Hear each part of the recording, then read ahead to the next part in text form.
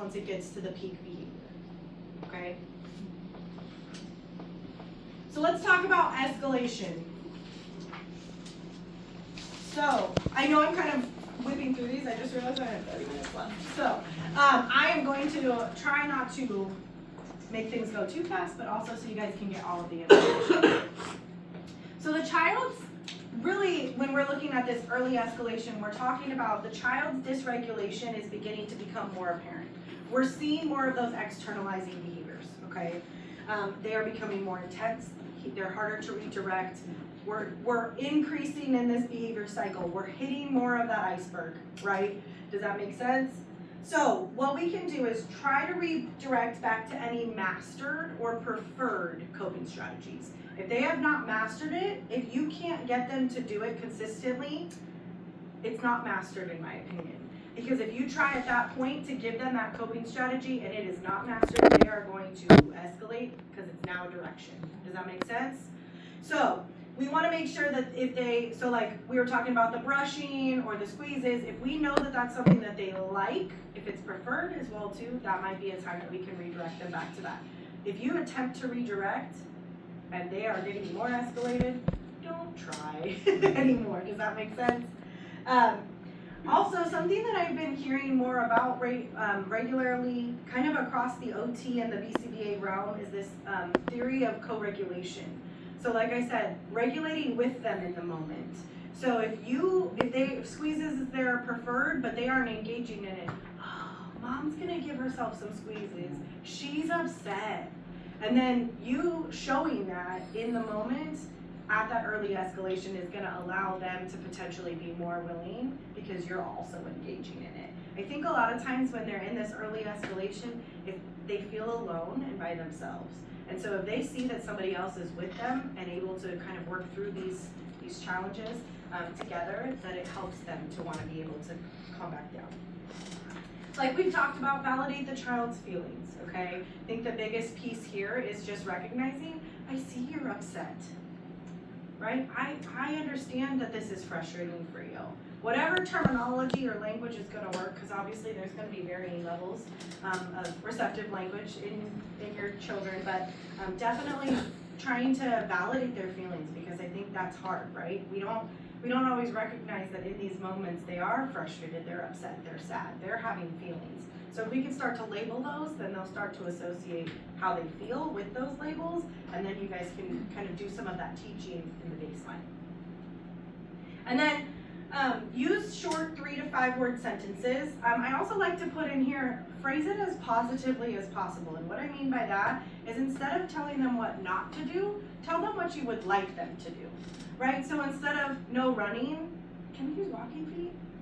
Right? So you're giving them that skill that you want them to know or to teach. Instead of saying like, no, don't hit yourself.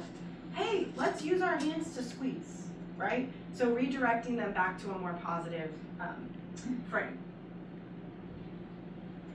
So I thought that the backdrop was perfect because we're at the escalation and we're almost at the peak, right? So we're getting closer to that mountain. During the escalation, they are communicating something, and I think we kind of all agree with that. They are communicating something in that moment that they might not be able to communicate in another way, verbally, using their AAC icons, even gestures. And we need to figure out what that behavior is telling us so that we can try to reduce it or to have them utilize a different form of communication rather than hurting themselves or others. So what are common adult reactions during this time? And I say this not to be judgmental, but I say this because we are all human and conflict is always difficult, right? And in these situations where you're having, maybe peak escalation or getting closer to peak escalation, there's going to be some times you are not going to be perfect. You are probably going to get into that power struggle. You just need them to get their shoes on so you can go to the store, right? Like, is that not a realistic thing, okay? So I really think that it's important to know that these are going to happen. I'm trained as a conflict resolution specialist and a mediator and a facilitator, and I still engage in some of these things, I'll be honest with you, okay? So like I'm trained to do a lot, or the opposite of these things, and I'm human, it's gonna happen. So we want to just make sure that we're not trying to explain repeatedly. I think one of the biggest things that I see in early escalation, if kiddos are verbal, is they will ask the same question over and over again. I had a kiddo that asked me, I guarantee you, close to 500 times when we were going to go to lunch. And at that point, I was still new in my career. I didn't know how to respond, so I kept answering. Lunch is at 12. Lunch is at 12. And the kid just kept asking. And I finally said, Miss Amber said lunch is at 12, we're not answering it anymore. And the kid stopped asking. And I was like, okay. So that's not gonna work every single time, but I was getting frustrated. I probably did not say it in the right tone at all, but I was getting frustrated and I knew that I had already answered your question 500 times. I couldn't do it anymore. So I set that boundary, right? But I think a lot of times we raise our voice, we change our tone, we change our body language, we argue, we get in that power struggle. I like to think about picking up that rope. I do it quite often. I'll be honest with you, I get in that power struggle, but then I recognize, oh, I'm in a power struggle and now I'm gonna take a step back. It's all about you guys being human, and it's okay to have feelings in these moments. But can we recognize them and switch how we're acting or behaving so that we can change their behavior? Okay, this is a lot, but I'm not going to go through each one, but I tried to explain here what's a potentially escalating response and what can we do instead, okay, that could actually de-escalate. So getting into that power struggle, you picked up that rope, what can we do now? We can set a limit. Like I said, Miss Amber's already told you when lunch is, and I left it alone. I didn't say it again, right? If you give into the behavior, if you give in to get the behavior to stop, it's most likely to occur in the future. So what I mean by that is, if you let it go on and go on and go on, and then at the end of it, that's when you give them what they want, no iPad, no iPad, no iPad, fine, you can have the iPad. Now they're more likely to escalate to that point to get the iPad. Does that make sense? So if we can, at the beginning, set that boundary. iPad time is at 12. And we stick to it, over time, they will learn. So you might see some escalation, but if you stick to that, instead of giving in, it's gonna help you in the long run, okay? I think the other one is that we use a lot of verbal language, especially in those moments where they're getting heightened, right? Try to limit it as much as possible, okay? What I mean by that is sometimes I didn't even talk at all. I would have visuals.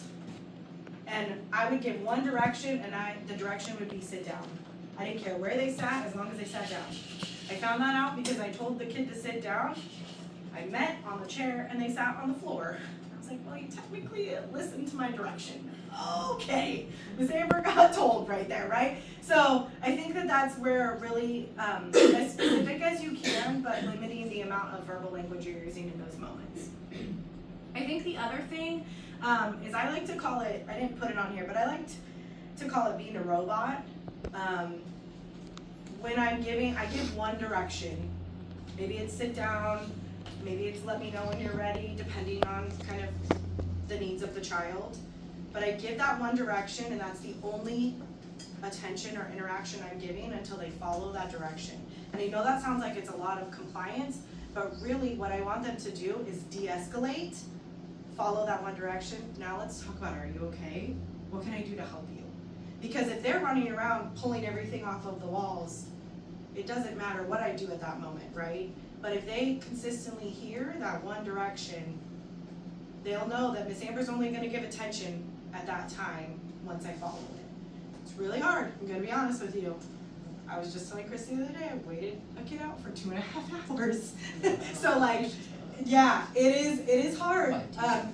I am also going to tell you, pick your battles. If you guys have a wedding to get to and you can't, like, make them put their shoes on, that is not the time to teach the skills, right? No. Like, pick up the shoes, pick up the kids, let's go, right? Yeah. So also make sure that you have the time allotted if you know it's going to take a little while to kind of go through it.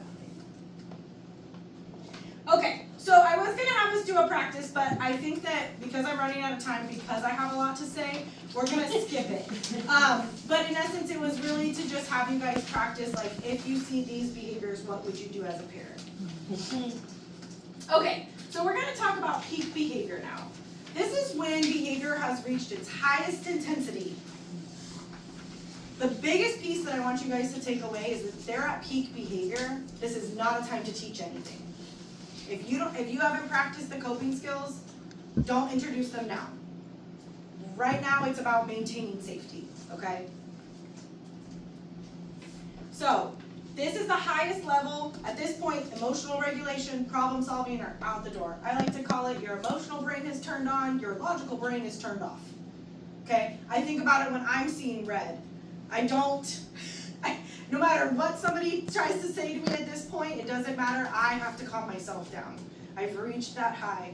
And I will share something a little bit with you guys. I am someone who plays soccer, and I will tell you, I am not somebody has told me that I am two different people. When I'm at work, I'm this way.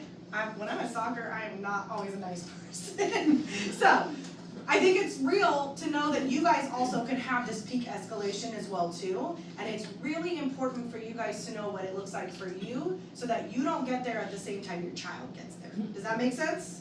Which is going to be difficult, but it's important. Your main response at this point is to maintain safety. That is the biggest piece. If they're engaging in self-injurious behavior, if they're engaging in physical aggression, if they're running down the street, the main piece is to keep you and your child safe, okay? Remove dangerous objects. I think that's the biggest piece. I walked into a house one time and there was knives, scissors, all these things just laying out on the table for easy access, and I said, physical aggression, like, do they pick yes. So let's lock them up, right? Right? Like, let's not even give that as an option. Let's just, because if they throw, fine, if they want to push a chair at me, I can at least get out of the way of a chair. But if they're running after me with a knife, there's a little bit, like, way more of a safety issue, right? Utilize barriers. I will tell you, I have ran around a table, for 30 minutes to not get physically aggressed on with a child. I know it sounds silly. I've used like the rolling chairs, and I've used that as like a barrier so they can't get in front of me, right? There's so many things that we can utilize as a barrier, so at least it's harder to access you. Does that make sense? Yeah. That's for the physical aggression. For the self-injurious behavior, I'm a big believer. I would rather them come after me than hit themselves or do anything to themselves. Like when I see kids who have self-injurious behavior, it just makes me want to cry. So with self-injurious behavior, I think it's about trying to minimize their impact to themselves, right? I think the biggest piece is if it has anything to do with the head, even if you're constantly like softly hitting your head against the wall, you're gonna have some eventual damage happen because of the repetition. I'm a big believer in having pillows readily available, putting them in there, moving as the kid is moving, right? Trying to minimize that. I am a big believer that a lot of things can be prevented or safety can be maintained without having to use a restraint. I think my entire career, I've almost been in special education for 20 years, I've done 2 restraints my entire career. Because I think that there are so many other ways that we can prevent that from happening or at least maintain that safety without having to restrain somebody. So I think the other piece is if they're biters, getting those protective sleeves, and I will say, don't put the sleeves on as you see them getting escalated, because that usually is a trigger for them to get more escalated. Like if you know it's gonna happen, if oh gosh, if they're a female and they've started their cycle or something like that, I would just have them already on, or wear long sleeves if you know it's gonna be like a trigger already for them. And like I said, I'm a big believer in having pillows. Bean bags work great if you have like the little bean bags. I use the bean bag and I just like run around like I'm a mastador? Is that what it is, right? And I know that I'm not trying to make light of it, right? But I do think that like the beanbags are so big that they can't usually, I'm small with short arms, so most people, I can't reach anybody, but I think that like it depends on the size of your child, right? But figuring out kind of what are some of those safety measures that you can utilize within your house. okay? Yeah, We have the, like, martial arts blocking pads, which I'm just realizing I need one on every floor of our house. I think that would be great. Yeah. Those bouncy balls too, like the peanut balls. Oh, yes. We use those and like bounce off and I think it's hilarious and kind of de-escalate that. It like interrupts them in the middle of it, yeah. Yeah, I think whatever you guys have available or you have tried and works for you, definitely do it. Yeah, I mean, it's not ideal, but I have her. She gets kind of in the middle and neutralizes the situation. Yeah. But I don't want it to be her.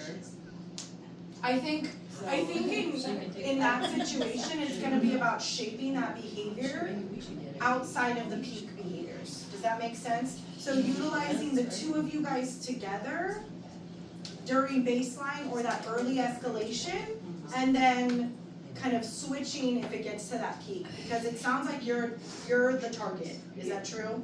So if you're the target, we need to remove you as the target and slowly reintroduce you over time. Does that make sense? Which I know you're mom and you can't always be slowly reintroduced, but I think if you have access to another person, that we could work through that. Yeah. Sometimes our kids doesn't listen to us as parents. So 100%. I have a 22 years old and he's almost 6 foot Yeah. and he's big. And when he's upset, he doesn't listen to me at all. But if I have someone, whoever that person is, he'll listen to that person. So it's better to have someone, help you out if You are not the only parent that has told me that. They're like, Amber, you just got him to do something in 5 minutes, which takes an hour for me to do, and I'm like, your mom. Like, I hate to say it that way, but I think about like, when my mom tells me to do something, I'm not always gonna comply, right? So I definitely think that utilizing another person is really important too if you have access to that. If you are the target, maintaining safety is getting you out as the target, right? Because the aggression won't continue to happen if you are not there. So I've also told families, which I know sounds terrible and I hope you guys don't judge me for it, lock yourself in a room, lock yourself in the bathroom. Because they can break you out. And so, as long as there's somebody else that can keep eyes, right? We don't want them to like run out the front door. So if there's two of you, if you guys can tag team, however that might, but if you are the target, you are gonna continue to be the target until you can remove yourself. Does that make sense? And the physical aggression is going to continue to occur if you are the target. So I know that sounds so hard and I want to honor and validate that because I can only imagine as the mom, you guys are saying that you need to be able to like move, I wanna help my kid, but at the same time, it is a struggle. And you have to keep safety and then we can work kind of on those other things outside of that. Does that make sense? Okay. Okay. Like I said, safety is the main priority. So let's get into what do we do after. So we've reached that peak escalation. Now what